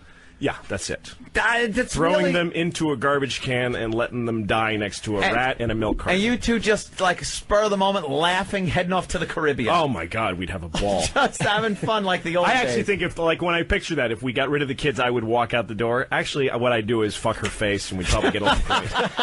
Why don't you guys go on vacation together? Leave the kids with one of your parents for a few days, and seriously, go away for a few days. I want to punch you in the face for saying that bad? Oh shit! Is that bad? I don't know. It's just so complicated. One of them, she's still breastfeeding the kid who's 2. Can't get the kid away from her. No, it's a mess. Never do that. Hey. Never do that. Wow, man. That's like walking up to a guy in a concentration camp and going, why don't you just take a little trip somewhere and get out of here? If you don't like it here, why are you hanging around? No, but you can't give them to like their parents or something like that. Because there's Nazis that will shoot me in the face if I leave. 2's too young to leave a kid. Wow, man. Yeah, 2, no, we can't leave the kid. Let's go to Minnesota, I think. Chris, what's up? Hey, love your show. Thank you. Hey, Louis, I completely agree. To me, I think I'm just a dick for my wife. I'm just a dick in the house.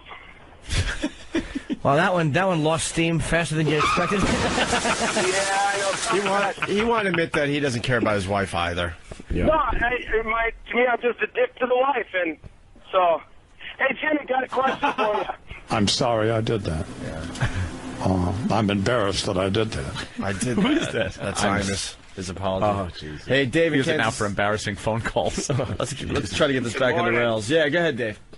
Oh, no, Louis, you're absolutely spot on. Same predicament here. You just go numb, man. You know, but I'm at the point where I couldn't give a fuck if my wife went out and got filled up with somebody else's cock custard. I'm done. Don't give a shit, man. I'm just holding on, waiting for the kids to graduate. Get the fuck out, man. I had my... Oh, no, if my wife cheated on me, it would change nothing. Yeah. It really would. You wouldn't leave her? It would be leverage for just the little things during the day. That's all it would be. You wouldn't leave her? No, because I can't.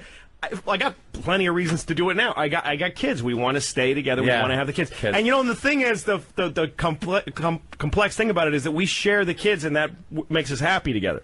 Like we, as parents, we're fucking the best friends in the world. We watch our kids do fun shit, and it's hugely rewarding. That's the two your of us. common denominator there. Yeah, exactly. So like we'll be hissing at each other. I hate you. I'll never suck your dick again. Fuck you, you whole fucking whore. Oh look.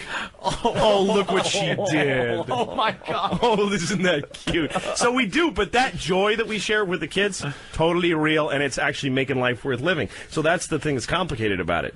When I pictured leaving, I'm not only sad to think of not being with my kids every day, which I am, I'm also sad about her. She's part of that. She's part of our... You won't be able to share that with her. No, that's bigger. And actually, you know, look, I'm almost 40. My dick is finally starting to get 8% less hard than it used to be. So like the fucking joy of having a family is starting to outweigh the sex a little bit.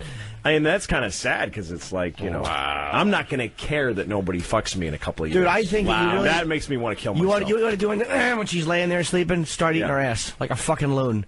Go in there and start eating her ass. She'll be like, this Lou is... She sleeps with the fucking children. So I have to move my baby to the side. Go like this. If the kid looks at you, go...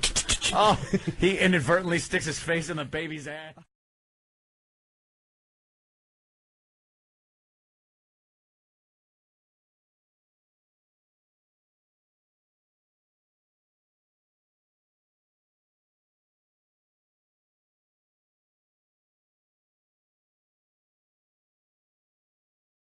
Some kind of mental illness to push against that, you know, to go on stage and just bomb horribly and then still do it because you love it. You just have some really deep desire to make it work.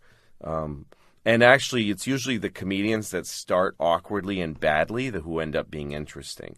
The guys who, from my experience, when I've seen people show up and from the first day on stage, they're just easy, you know, like really amiable comics who just know how to talk to people, they don't usually end up being that special. They get some quick success, but they don't usually turn into something like really unusual and great. Do you remember your first open mic night? Was that how you started? Yeah. Oh, yeah. I'll never forget that. Can you tell us about it? Well, I got this. I found out that you could do there was an open mic night at a club in Boston where I started called Stitches. And I was actually like 17, almost 18 years old. And I thought, geez, you can go on stage. They said you do 5 minutes. You just put your name in a hat and you get on stage. You can be anybody. That was so exciting to me. So I went to this club Stitches, which is very grown up. They didn't even want to let me in because I was underage. And they have a drinking, you know, a liquor license. And then I went on stage and I did about 2 minutes. Because I didn't have enough material. Like I sputtered, my whole throat constricted, and I heard this roaring in my ears. My eyes were watering. My heart was pounding, and I couldn't control myself. I couldn't think straight, and all these adults, like drinking adults, were looking at me like I'm an idiot. And I just walked off stage to kind of confused, like, little applause. And I just felt like a pile of garbage. And then I kept doing it. Okay, so you did really terribly on stage. Yeah. What made you think, I need to do more of this? I want to get back on there.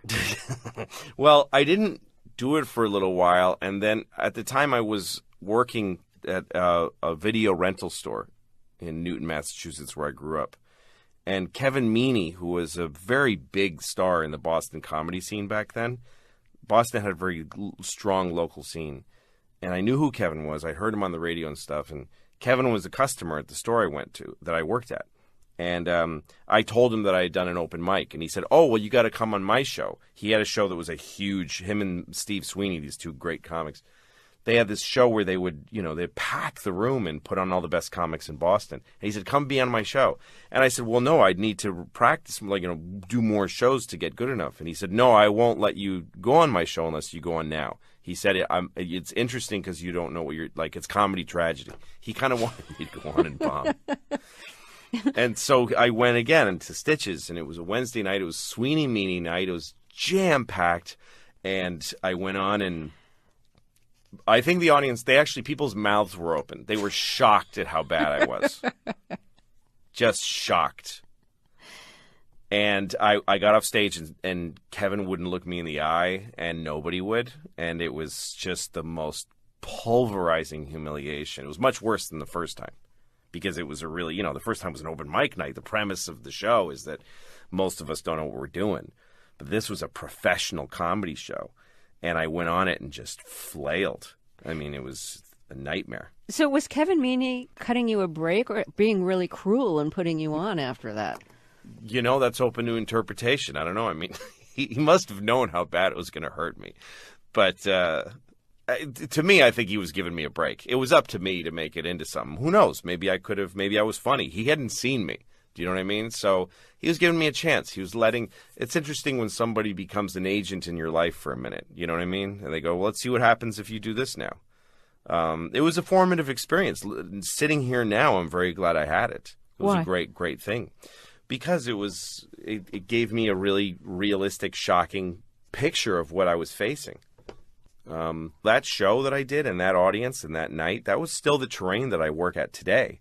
I think if you're just looking for easy ways or you're looking for victories through life, I don't think you're really getting much out of it. I think you have to, if you really know how hard stuff is, and despite that you extract some tools out of yourself, it's better for you. And the next time I went on stage, I was very wary. So what was the first time when you felt like you started to understand who you were on stage and like what your onstage personality was going to be, what your, persona, if I could use that word, was going to be, like what the stage version of you was going to be? The first time I went on stage, I did kind of offbeat and weird jokes just because I thought you might as well try being more like what makes you laugh. I did really well. My third time on stage, I had really big laughs, and other comedians came up to me and said, "Hey, you're funny. You got something." And I was so excited that I had a little foot in the door that this is something I could maybe do. And I thought it's me being kind of weird the way I am in real life. I like to say things that don't make a whole lot of sense or surprise people a little bit. But then I got seduced by getting big laughs, and then I just started once you get laughs, you're like, "Oh, I'll do anything for that feeling. That feels really good." So then you start thinking it's just jokes. So the first time you were on stage and started doing jokes where the comics were coming up to you and saying that was good, you've got something. What were you doing? What is it that you were doing on stage that they had a positive reaction to you? I was doing more kind of contemplative, weird jokes. I don't think I did things that were self-reflective. I did things that were just like, well, one of the bits was about street signs that I thought they should be punctuated because I got confused by them. Like signs like "No, you turn," "Drive slow, children," that kind of thing. It was just taking these street signs and reimagining them.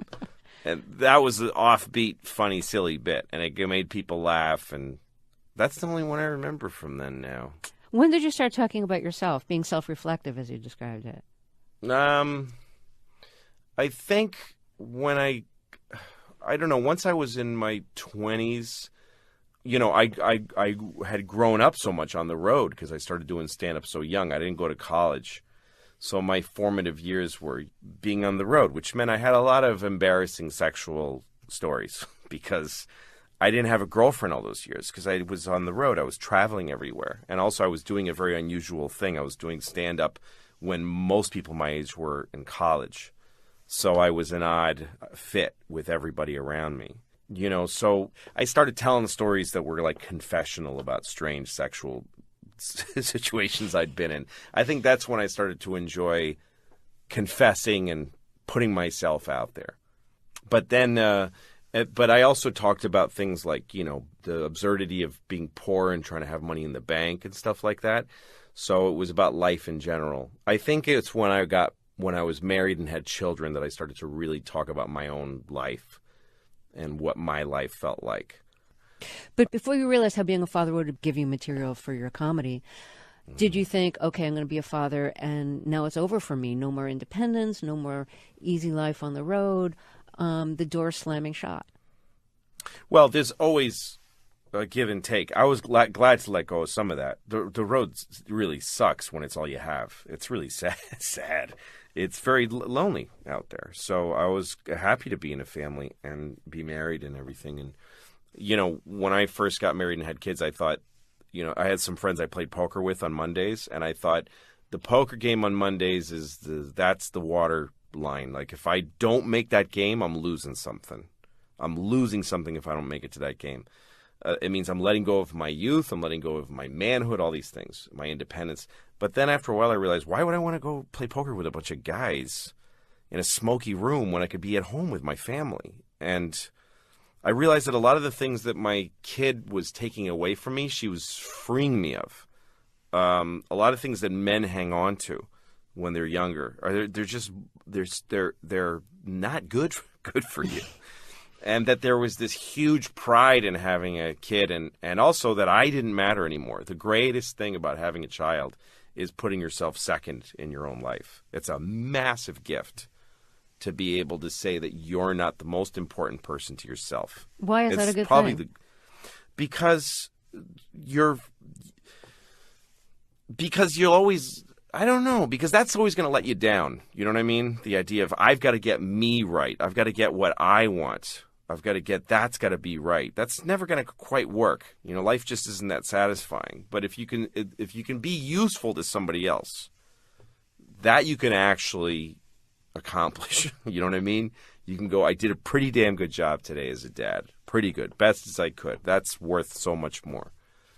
I saw a movie once where Spencer Tracy catches this woman about to kill herself. It's a pretty dark movie for the time, but I forget the name of the movie. But Spencer Tracy's on a boat, and he sees a rich young girl about to throw herself off the boat because her fiancé left her for another woman. And he's trying to talk her out of suicide. And he says to her, do you have a job? Do you have anything that you do in your life? Which was a funny thing to ask because she's like a 1920s, she's like a socialite. And she said, no. And he said, I think you should get a job because it's very hard to be sad and useful at the same time. And ever since I saw that, I keep that in my head. If you can be useful, which means to somebody else, not to yourself, if you can be useful, it just makes you feel better. So I live in service of my kids, for that's the first priority. And then things like my career, they feed into that. They're part of that because I'm providing for them. But also, it's just not that important. If something's not important, it's more fun. It's more something you can look at from objectively instead of having it be this albatross around you. I've got to get this right.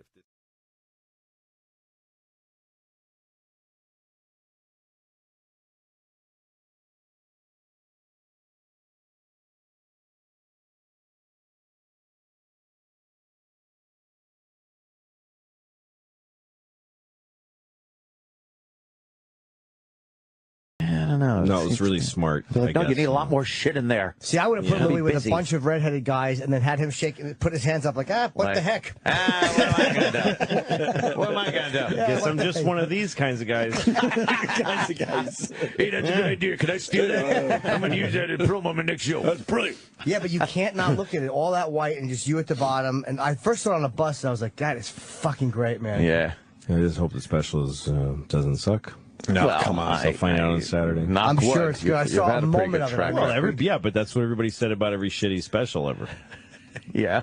Oh, I'm sure it's great. It's got to be good. It could easily suck. It's totally possible that it sucks. Well, the managers or friends have never said that about a special. Like, I shot a special. Yeah, it's probably shitty. Probably stinks. Jimmy just filmed his in Boston. We went up there for that. How did it go? It went really well. Somerville Theater? Yep. You actually made me feel better because I was so panicky about the fucking lack of smoke. And I asked Louis, because that's what they do to get, like, lighting a certain way. And I'm like, dude, I can't use smoke. And he's like, well, I've never used it. It's so much Never used it once. And that actually is the only thing that made me feel better. I meant to write you and tell you that. The only thing that made me feel better about it was him saying... Well, that's because the people that are into the photography of those things, they fill the room with smoke so that it has more atmosphere, and it's a giant waste of money. It's stupid. And you don't, the look it gives doesn't mean anything. Doesn't mean anything. I never did it. I've done 5 of these now. Never did it. Well, Nicolas Cage gave you some advice, too, about the smoke, didn't he? No. I don't know that part of our business. He just blew me off completely. He was on a plane sitting right next to Nicolas Cage. Yeah. Trying. And you asked him if you should use a smoke machine? Yes. I was just saying. Here's what that was. Louis fucking laughing his balls off of Jimmy's dumb question. Believe me, I would have had more respect for myself if I asked Muhammad Atta that on a flight. You got to give him the short. You got to give him the short version of the whole story because it's amazing. I know it. I already know it. Oh, you do? Okay. Hey, I'm a big fan. Thank you. No, you're really great. Yeah, thanks. It's nice. Okay. I'm a comic. I don't know. Yeah, no, I guess so. Yeah, I think I kind of know who you are. Yeah, listen, can I ask you a question? Well, yeah, I guess so. And then he finally has to take off the headphones, Nicolas Cage, and face you. Now he has to take off the headphones and face you. Yeah, okay, go ahead. I'm doing a stand-up special. I'm not sure what that is, but go ahead. Should I use a smoke machine? I don't know why you're... It's not... I'm an actor. Louis was on the plane. I don't know why you would ask me that. Louis just made Nicolas Cage like me a lot more than he actually did. I wish that was the story. He actually would have acknowledged me. Wow. It was just humiliating. Why did you ask me? Why? Because I'm a small man trying to make a connection with a movie He star. was trying his best to get into a conversation. And before he said anything, and there were like 3 or 4 or maybe even 5 attempts at this conversation cross country. And before each attempt, Jimmy would play out the scenario, and it would always end with Nicolas Cage going, yeah, here's my number. Get in touch with me. Yeah. And it always ended with just, huh? It was a fucking 5-hour humiliation / validation of what I already know. It was truly And you were just trying to get a picture, and you didn't get the picture. No, I got an autograph, but he finally gave him an autograph. But you shot in the. I saw a clip on HBO shows like what's coming up, and they it looked amazing because you shot it in the round in this Celebrity Theater. In Phoenix. The Phoenix. You went in the round. Yeah, Carlin shot a special in there in '77. Oh yeah, and it's beautiful, and the room is exactly the same. It's never changed. Really? Yeah. So it was about 2,800 seats or something, which is just what I've been doing. Right. And also, I'm just sick of this same thing of like, there's the guy with the curtain or whatever fake set, and then you kind of come around awkwardly behind him and you see the crowd in the distance. I don't like lighting the crowd. So this way they're just all around you, and the crowd is a backdrop, like everywhere you see people fuzzy in the background, just a fuzzy kind of looks like a cartoon when they show an audience in a cartoon. It's just smoshy, fuzzy colors. But how did you feel on stage in the round? Isn't it? I loved it. I did. Is it vulnerable though a little bit, or it's just totally different? I did it. In Hyannis, they have that Melody tent. Right. I've done the round a few times a year for the last few years. To it, I guess. And then it's totally different. It's a thing where the audience, you're always facing somebody, and you walk in a circle. It's more natural in life to make spirals and circles than straight lines. Yeah. So if you just give into it that way, it's really cool. I've only done it a couple times, and it takes a little getting used to, though, because you always worry, I've been facing my back too long. Did you start thinking that way, or no? Well, yes, that does. A clock starts ticking. As soon as you stop moving, you feel this heat burning behind you. It's like being a rotisserie chicken, and you stop the rotisserie. But like the you stage start is burning. moving, right? Is rotating? No. Some places do that, but on the show that would have looked retarded. Oh, yeah. No. Radio City. But, not Radio City. Fucking Westbury. Westbury I saw that. Bob Saget in the round and the stage and Dice, and the stage slowly moves. Yeah, you can't film that. No, you can't. And the thing I learned, because I did a show in Sacramento the same week that they have a round theater there. I did that just to get used to it. There's a few things like when you're on stage. In a regular stage, you want to come up to the audience, to the lip of the stage. But in the round, the closer you get to the lip of the stage, you're eliminating more and more people. If you're standing on the lip of a stage looking out at the audience, that's true. You're looking at maybe 20% of the audience, and 80% of them are now behind you. Wow. So the only place to be is either on the back, like standing on the lip of the stage with your back to the, you know what I mean? Right. But you're actually facing more people. That would make sense. Yeah, you're on the lip of the stage. Now, if you turn around and face the center of the spindle, yes, now you got the whole audience there, except for, who's right behind you. There was a guy, when I did the show in Sacramento, that theater does, they do theater, they do, plays in the round. And the guy who runs the theater said to me, the two power spots are the center of the stage, and you're back to an alley, to a an entrance alley. So I figured that, but then the whole other thing is the cameras, because if you keep moving, which is your instinct, you're not getting any cameras as shot at looking at you for very long. But I had 8 cameras all placed around like a gun turret, kind of, and you just keep moving around. Interlocking fields of fire. Yeah, that's what you need. It's a triangulation of fire. Was it easier or harder to edit like that? It was weirdly easier because there was always a camera that I was looking at full on, and I could cut constantly without noticing. Right. It's like a rotary engine, like a Mazda rotary engines. Yeah. Very cool. The spark plugs catch the cylinder as it goes by. So I saw Pryor in when he was like 1995 in Westbury, and he was in the round. Was he spinning? Yeah, because he was so slow, he couldn't. Really fast. Yeah, that's what they should do. Spin it to the point where the comic is literally hanging on. And screaming for fear of flying off into the audience. They put a plastic piece of clear plastic, and he was like a subterfuge against the fucking. Did I say that right? I hope so. But centrifuge. Yeah, I meant subterfuge. That. Yeah, subterfuge. It was like, underhanded. Yeah. Cunt I am. So Nicolas Cage, did I use the right word? But he had cards on the floor. It was kind of hard to see because he couldn't remember. So he had all these cards. He was kind of spinning slowly. It was really sad to see in the fucking. What year was that? 95, 96. Yeah, maybe earlier. 94. Yeah, that's pretty. Subterfuge. Drugs. What about the old TV show there, Louis? Yeah. When come back in.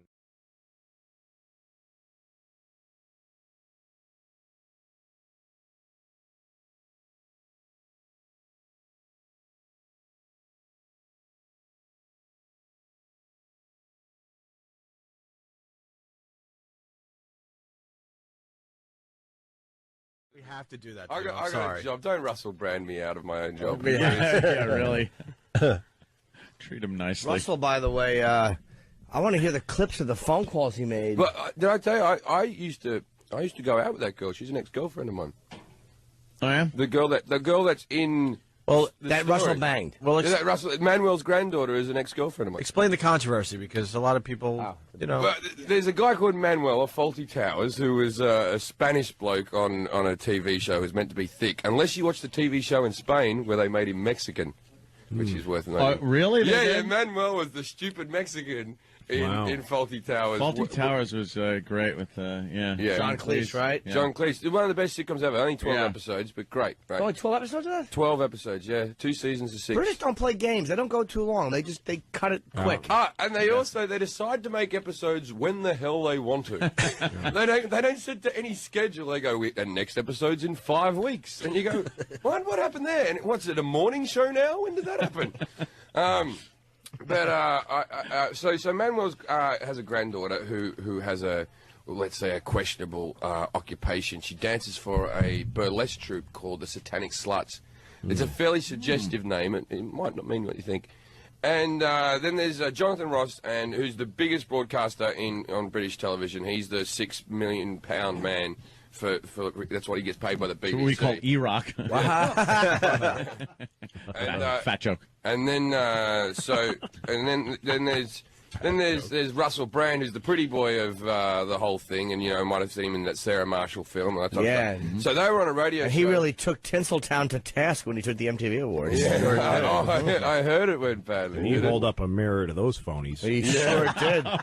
I heard he made some George Bush jokes that were quite questionable. Settle down. Yeah, called him a retarded cowboy. I was like, well, this guy's crazy. I think we wouldn't let him play with scissors. Oh, stop it, Russell. Stop it. Anyway, scathing. Jonas Brothers, too? Oh, is this guy nuts? Leave them alone. How many big targets you going after? Yeah, tell me he said something about Britney. He probably did. He was that wild. Knowing that edgy MFer, he probably went off on her. He's crazy. So anyway, he gets on the radio. He rings up Manuel, right, and says that he's going to interview him. This is the facade they're using. They go, we wanted to interview him about Faulty Towers. Why? No one's interviewed Manuel in 30 years. No one's asked a question about Faulty Towers. But anyway, obviously Manuel's not there. So he just leaves 5, 6, maybe 7 answering machine messages going, I effed your daughter. Granddaughter? Granddaughter. I gave it to your granddaughter. It's a granddaughter. They've got the footage here. Yeah, I got a taste of it. Andrew Sachs. Don't call him Manuel. That's Well, really just bad. call him manners. Andrew Sachs. Oh, I apologise. I said Russell. Andrew Sachs. He's an idiot. Look, Andrew Sachs, I've got respect for you and your lineage and progeny. No, we Never don't. let that be questioned. Don't hint, I wasn't hinting. Why did that come across as a hint? because you know what you're talking about. Now, when you were Hit doing... the granddaughter. That's his answer phone! I'm sorry. He never cut it I'm out the sorry. show! I'm sorry. I apologise. Andrew, I apologise. Wow, shock jocks. I love it. And do you know? I was obviously on a voicemail. They got, I think it was 18,000 complaints. His answer phone. They got real complaints. But I get it. Yeah. I get it. You can't ring someone's grandfather up and tell him about it. And he's just an old bloke sitting at home going, Yeah, Like, he's not from what I know, currently he's- having a show, but he's not like in the public eye. He's just No. a private citizen somewhere. Yeah, he was on a TV show 30 years Mr. ago. Faulty! Mr. Faulty! And the thing was, from what I know from talking to his granddaughter, him and his granddaughter are on best terms anyway. Oh, okay. Old voluptuous with a destroyer. She, she's a curvy girl. Oh, is she? Oh, she could take a punch. Where's a picture of her there?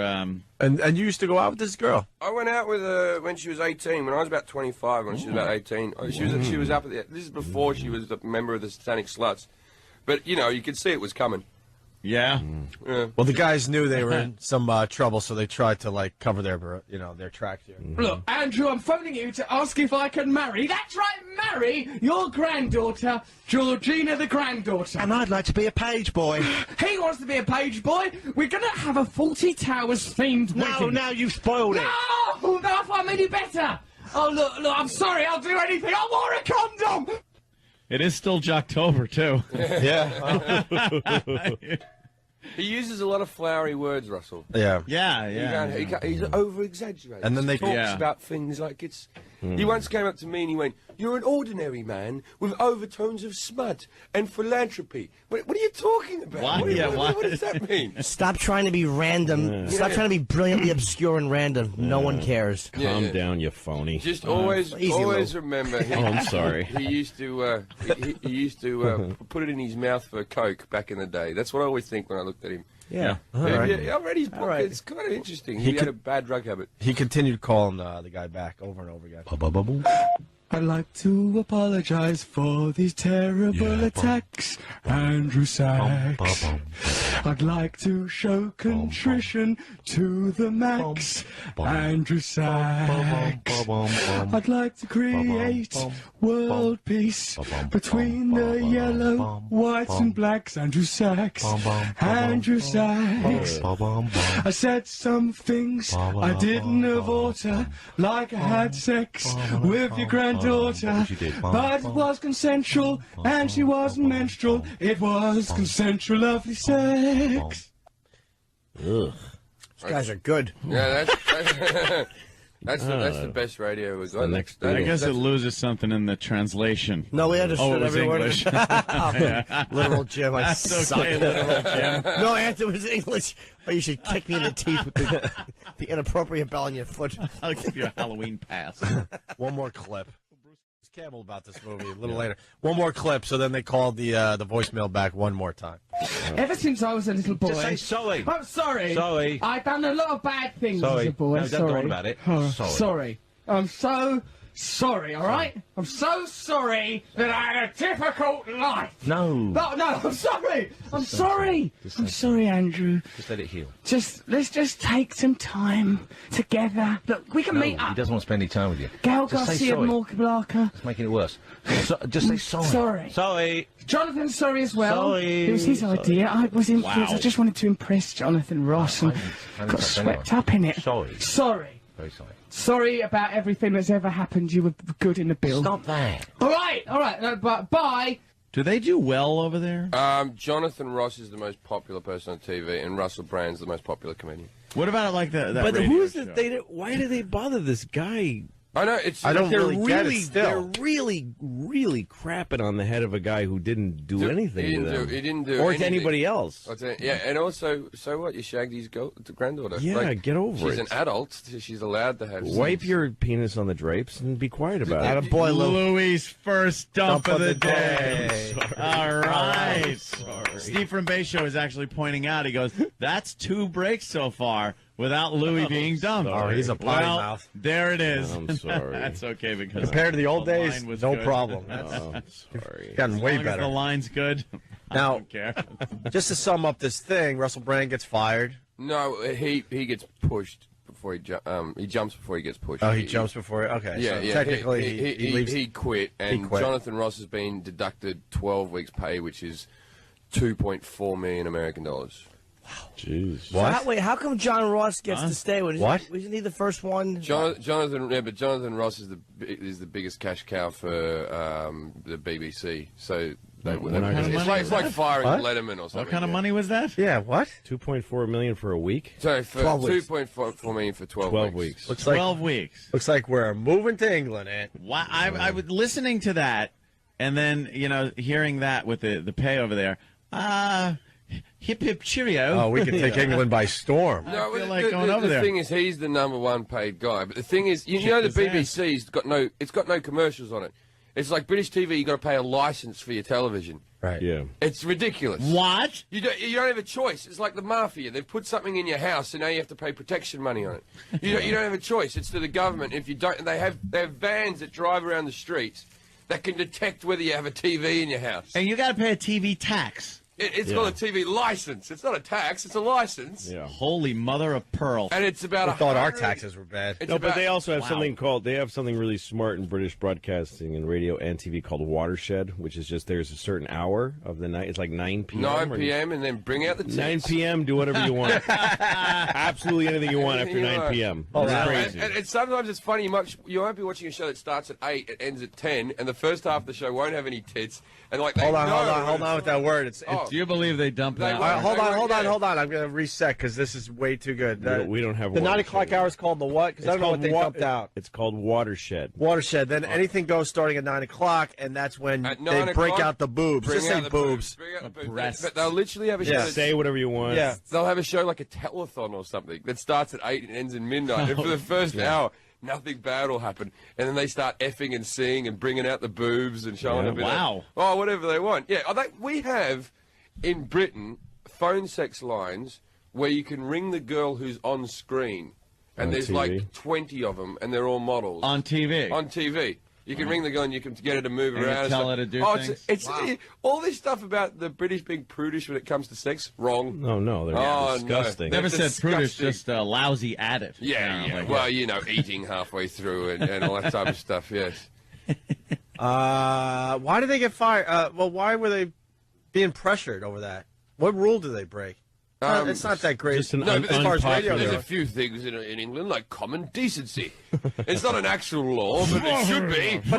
It should be. I heard they broke some kind of prank call rule, but they called it answer machine, and you don't even know if they actually put all that stuff on the answer machine. There's tricks in this business. Well, so why? Well, the thing is, they just picked on the wrong guy. Andrew Sachs is just beloved, and then the Prime Minister. Hell no. The Prime Minister even got involved. And really? Just went, it's not on. I love Faulty Towers. That was basically his argument. Why would the Prime Minister get involved? Well, because don't look at the economy. Yeah.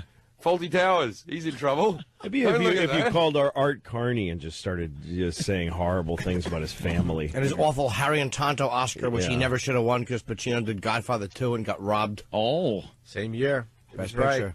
Well, you'd have to have the phone line break during a storm and fall over his tombstone in order to talk to Art Carney at this point. Who's Art